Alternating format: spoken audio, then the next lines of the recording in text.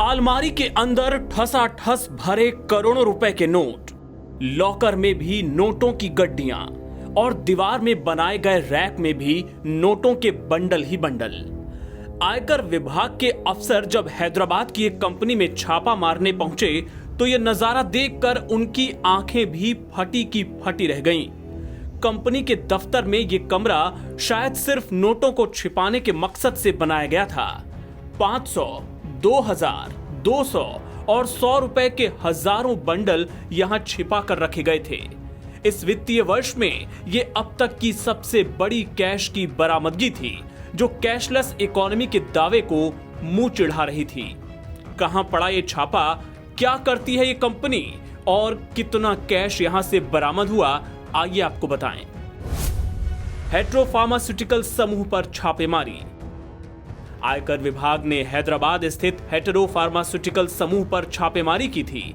यह company medical field से जुड़े उत्पाद बनाती है और इसका कारोबार दुनिया भर में फैला हुआ है। आयकर विभाग की अलग अलग टीमों ने कंपनी के कॉरपोरेट दफ्तर, प्रोडक्शन सेंटर्स और कंपनी के सीईओ और डायरेक्टर्स के घरों की तलाशी ली थी। छापे में कितना कैश मिला? छापे के दौरान आयकर विभाग को 550 करोड़ रुपए की बेहिसाब संपत्ति का पता चला है। अलमारियां, लॉकर और रैक में ठूस कर रखे गए 142 करोड़ रुपए बरामद किए गए। पेन ड्राइव और दस्तावेज के रूप में भी आयकर विभाग को सबूत मिले हैं, जिन्हें जब्त कर लिया गया है और अफसर उन्हें खंगालने में जुटे हैं। गौरतलब है कि विभाग ने 6 राज्यों में करीब 50 जगहों पर तलाशी अभियान चलाया था। विदेशों में भी फैला है कारोबार। आयकर विभाग के मुताबिक हेटेरो समूह इंटरमीडिएट की मैन्युफैक्चरिंग, सक्रिय फार्मास्यूटिकल सामग्री एपीआई और फॉर्मुलेशन का निर्माण करता है। अधिकांश उत्पादों को अमेरिका और दुबई जैसे देशों और कुछ अफ्रीकी और यूरोपीय देशों को भी निर्यात किया जाता है। स्पुतनिक के लिए हुआ था करार।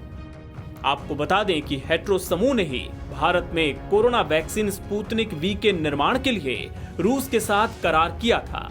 स्पुतनिक की कोरोना वैक्सीन अब भारत में भी लोगों को लगाई जा रही है। कई फर्जीवाड़े आए सामने। विभाग ने बताया कि जांच के दौरान फर्जी और गैर मौजूद संस्थाओं से की गई खरीद में विसंगतियां और कुछ अन्य गड़बड़ियों का पता चला था। इसके अलावा जमीन की खरीद के लिए कैश में भुगतान के सबूत भी पाए गए थे। साथ ही कई अन्य कानूनी मुद्दों की जानकारी मिली थी, जिसके बाद विभाग ने इस बड़ी कार्रवाई को अंजाम दिया और इस वित्तीय वर्ष की सबसे बड़ी कैश बरामदगी हुई।